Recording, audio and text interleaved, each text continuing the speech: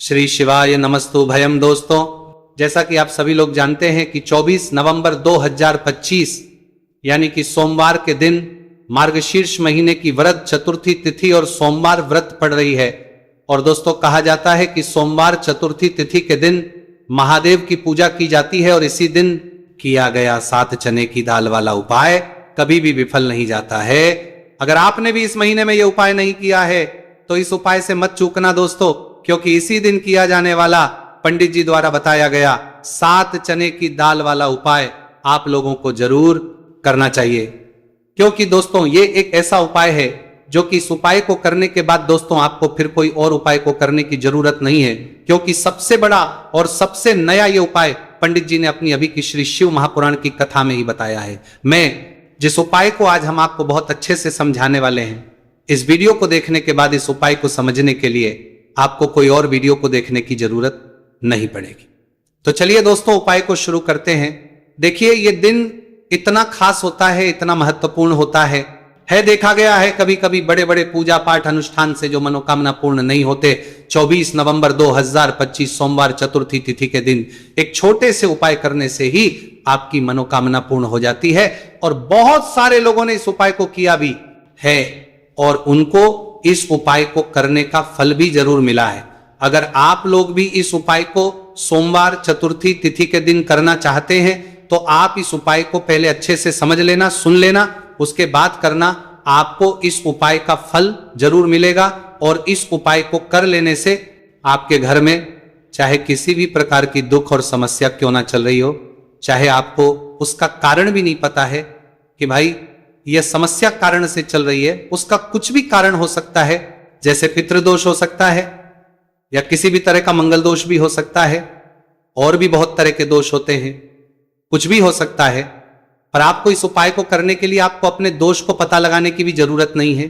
बस सोमवार चतुर्थी तिथि के दिन आपको इस 7 चने की दाल वाले उपाय को आप लोगों को कर लेना है। यह एक ऐसा उपाय है जिस उपाय को अगर किसी विशेष दिन पर किया जाए तो भाई उस विशेष दिन का जो है वो तो हमें मिलता है, पर हमने उस दिन पर इस चने की दाल वाले उपाय को किया है तो हमें उससे भी बड़ा फल मिलता है, और फल बहुत जल्दी मिलता है, क्योंकि आप इस उपाय को बहुत ही बड़े और विशेष दिन पर कर रहे हो। क्योंकि दोस्तों, 24 नवंबर 2025 यानी कि सोमवार के दिन चतुर्थी तिथि का बहुत ही ज्यादा बड़ा महत्व होता है। इसीलिए दोस्तों, आज की इस वीडियो में हम आप लोगों को 7 चने की दाल वाला उपाय समझाएंगे, जिस उपाय को से अगर आपकी किसी भी प्रकार की मनोकामना है, किसी भी प्रकार की परेशानी है, सबसे ज्यादा समस्याएं आपके जीवन में ही है, अगर आपको धन प्राप्ति नहीं हो पा रहा है, रुपए पैसे की आपके घर में लगातार दिक्कत परेशानियां चलती चली आ रही है, आपका व्यापार आपकी नौकरी अगर अच्छे से नहीं चल रहे हैं, जिसकी वजह से घर में लगातार आर्थिक समस्याएं बनी रहती हैं, घर का कोई ना कोई सदस्य अगर बीमार रहता है, आपस में एक दूसरे से झगड़ा होता रहता है, किसी की अगर बनती नहीं है, तो पूज्य गुरु जी ने कहा है कि जब आपके जीवन में ऐसी परिस्थितियां आ जाए कि आप एक एक रुपए खर्च करने से पहले कई बार सोचने लगे हो, आपको धन प्राप्ति अगर नहीं हो पा रहा हो, तो आपको सिर्फ और सिर्फ 7 चने की दाल से एक ऐसा विशेष उपाय करना है जो आपकी इन सारी समस्याओं को सिर्फ 7 दिन के अंदर ही समाप्त कर देगा। तो चलिए जानते हैं इन विशेष उपायों के में। लेकिन उससे पहले जो भी मेरे भाई मेरी प्यारी बहनें आज चैनल पर पहली बार आए हैं या मेरी आवाज आज पहली बार सुन रहे हैं, अगर आप भी महादेव के सच्चे भक्त हैं तो वीडियो को लाइक और चैनल को सब्सक्राइब जरूर कर लें और कमेंट बॉक्स में लिखे हर हर महादेव। चलो बात करते हैं उपाय की। देखिए, पहला और दूसरा उपाय दोनों ही बहुत ही खास है और तीसरा उपाय धन प्राप्ति का उपाय होने वाला है। देखो, अब पहला उपाय जो है वो आपको धन प्राप्ति और पारिवारिक सुख शांति के लिए होगा। दूसरा उपाय आपके मान सम्मान और सुख की प्राप्ति के लिए है।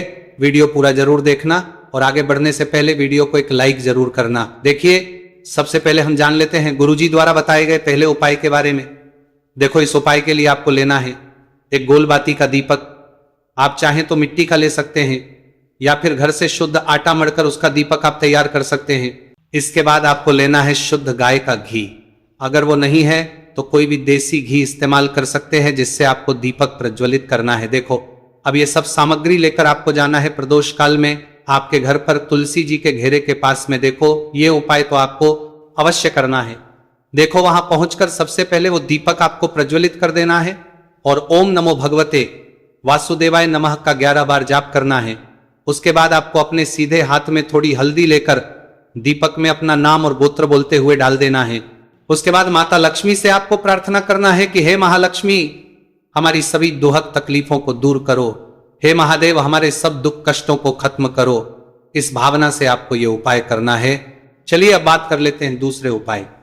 दोस्तों, आप सभी जानते हैं कि सोमवार चतुर्थी तिथि का दिन समर्पित होता है भगवान महादेव को, यानी कि भगवान महादेव और माता पार्वती को सोमवार चतुर्थी तिथि का दिन समर्पित होता। और जब भी हम शिवलिंग के ऊपर कोई भी उपाय करते हैं तो इससे हमें एक साथ भगवान महादेव की और माता पार्वती की कृपा प्राप्त हो जाती है। देखिए दोस्तों, गुरुदेव ने बताया है कि सोमवार चतुर्थी तिथि के दिन किया जाने वाला यह सबसे खास और सर्वश्रेष्ठ उपाय है। 7 चने की दाल लेनी है। देखिए, आप 7 चने की दाल भी ले सकते हैं या फिर 11 भी ले सकते हैं, 21 या फिर 108 चने की दाल भी ले सकते हैं। यदि आप 21 चने की दाल लेते तो यह आपके उपाय के लिए अत्यधिक सर्वोत्तम होता है। तो इस प्रकार से आप कम से कम 7 चने की दाल ले सकते हैं और अधिक से अधिक आप 108 चने की दाल ले सकते हैं। अब देखिए, इसी के साथ में आपको मात्र 1 लोटा शुद्ध जल लेना होगा तांबे के पात्र के अंदर अपने ही घर से, और साथ ही में आपको मात्र 1 से 2 घू के टुकड़े भी लेने हैं। देखिए, सोमवार चतुर्थी तिथि का दिन भगवान महादेव को समर्पित होता है। आपको ये जो सारी सामग्रियां हैं इन्हें लेकर के पहुंच जाना है भगवान शिव के मंदिर में। इस उपाय को आप सुबह से लेकर के शाम तक किसी भी समय में कर सकते हैं, लेकिन यदि आप शाम के समय इस उपाय को करते हैं तो यह उपाय आपके लिए और अधिक सर्वोत्तम होता है। तो यदि आपको प्रदोष काल के समय में समय मिल जाता है तो फिर आप प्रदोष काल में भी कर सकते हैं, या फिर आप पूरे ही दिन में किसी भी समय इस उपाय को कर सकते हैं। देखिए, शिव मंदिर पहुंचने के बाद सबसे पहले तो दक्षिण दिशा में बैठ जाना है। उत्तर दिशा की तरफ आपको अपना मुख कर लेना है। लेकिन यदि शिवालय में भीड़ है, शिव मंदिर में भीड़ है, तो फिर आप किसी भी दिशा में बैठकर इस उपाय को कर सकते हैं। तो देखिए, सबसे पहले आपके पास जो गुड़ के टुकड़े हैं, जो आप गुड़ के टुकड़े लेकर के आए थे, उन्हें आपको शिवलिंग के सामने ही जो आपके पास 1 लोटा जल है उस पात्र में आपको ये गुड़ के टुकड़े डाल देना है। इसी के साथ में आप जो चने की दाल लेकर के आए थे, चाहे आप 7 चने की दाल लेकर के आए हैं, 11, 21 जितने भी आप चने की दाल लेकर के आए हैं, इस चने की दाल के ऊपर आपको जो आपके पास गुड़ वाला जल आपने तैयार किया है, इसमें से थोड़ा सा जल आपको इस चने की दाल पर डाल लेना है।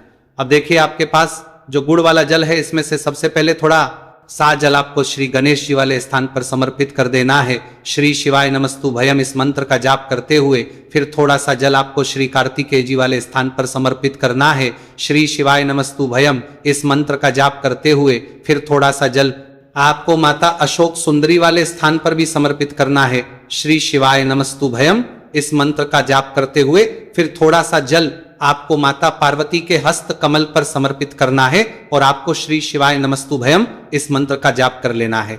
अब देखिए दोस्तों, आपके पास जो थोड़ा सा जल और शेष बचेगा, इसमें से आपको केवल साजल शिवलिंग पर अर्पित कर देना है और अंत में आपको उस पात्र में थोड़ा सा जल और शेष बचाना है। पूरा जल आपको शिवलिंग पर अर्पित नहीं करना है, अंत में आपको थोड़ा सा जल और शेष बचाना है। अब देखिए, आप जितनी भी चने की दाल लेकर के आए हैं, अगर आप 7 चने की दाल लेकर के आए हैं तो आपको 7 बार श्री शिवाय नमस्तु भयम इस मंत्र का स्मरण कर ले हैं।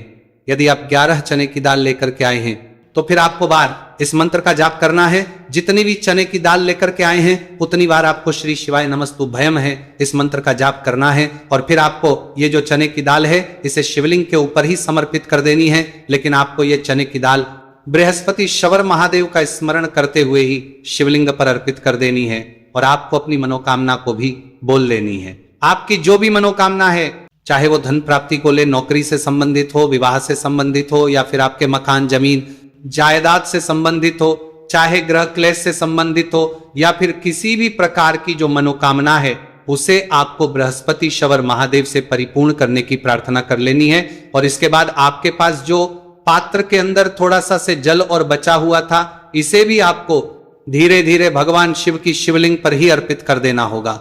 श्री शिवाय नमस्तु भयम इस मंत्र का जाप करते हुए पूज्य गुरु जी कहते हैं कि मार्गशीर्ष महीने का सोमवार चतुर्थी तिथि जो भी व्यक्ति इस प्रकार से यह चमत्कारिक उपाय कर लेता है तो उसकी जो मनोकामना है वह भगवान लक्ष्मी नारायण की कृपा से तथा महादेव की कृपा से बहुत ही जल्द परिपूर्ण हो जाती है। बात करते हैं अगले उपाय की। देखो, इस उपाय के लिए आपको मात्र 2 लौंग लेनी होगी, यानी कि आपको लौंग का जोड़ा लेना है। 2 फूल वाली आप लौंग लेनी होगी। है लौंग का जोड़ा कहीं से भी खंडित नहीं होना चाहिए, इस बात का ध्यान रखें। इसी के साथ में आपको लेना होगा लाल चंदन का पाउडर। देखिए, यदि आपके पास लाल चंदन की लकड़ी है तो उसे घिसकर भी आप चंदन के रूप में प्रयोग कर सकते हैं। यदि पाउडर है तो उसका भी आप अपने उपाय के लिए प्रयोग कर सकते हैं। देखिए, चंदन जो है वो तेज का प्रतीक माना गया है और साथ ही साथ जीवन के अंधकार को दूर करने का प्रतीक। अब इसी के साथ में आपको मात्र एक तांबे के पात्र के अंदर शुद्ध जल लेना होगा अपने घर से। अब दोस्तों, ये तीनों सामग्री लेकर के सीधे आपको पहुंच जाना होगा भगवान शिव के मंदिर में। देखिए, इसी के साथ में आपको एक गोलबाती का दीपक भी लेना होगा। दीपक आप मिट्टी का भी ले सकते हैं, शुद्ध आटा मढ़कर उसका भी तैयार कर सकते हैं, और दीपक में आपको शुद्ध घी का प्रयोग करना है।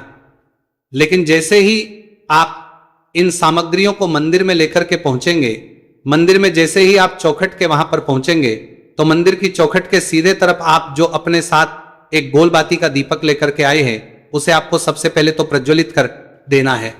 यानी कि जैसे ही आप मंदिर की चौखट के वहां पर प्रवेश करते हैं तो उसके सीधे तरफ आपको यह गोलबाती का दीपक प्रज्वलित कर देना है। अब देखिए, जैसे ही आप ये दीपक प्रज्वलित करेंगे तो आपकी जो भी मनोकामना है उससे आपको बोल देना है। आप इस दीपक को इस प्रकार से प्रज्वलित करने के बाद इन सभी सामग्रियों को आपको शिवलिंग के पास लेकर पहुंच जाना है। अब देखिए दोस्तों, आपके पास जो एक तांबे के पात्र के अंदर शुद्ध जल है, उसमें से आपको केवल आधा लोटा जल ही भगवान शिव के शिवलिंग पर अर्पित करना है। आधा लोटा जल आपको उसी पत्र के अंदर बचा लेना है। अब दोस्तों, आपके पास जो 2 लौंग है, यानी कि लौंग का जोड़ा है, से आपको अपना नाम और अपने गोत्र को बोलते हुए आपकी जो भी समस्या चल रही है, आपके जीवन में जो भी परेशानी उत्पन्न हो रही है, उन्हें आपको बोल देना है। और ये जो लौंग का जोड़ा है, इसे आपको भगवान शिव के शिवलिंग पर अर्पित कर देना है। जैसे आप ये 2 लौंग शिवलिंग पर चढ़ाएंगे तो अपना हाथ जो है वहां पर आपको रखना है और महादेव से आपको प्रार्थना करनी है कि मेरे जीवन की ये जो परेशानियां ये सभी दूर हो जाए।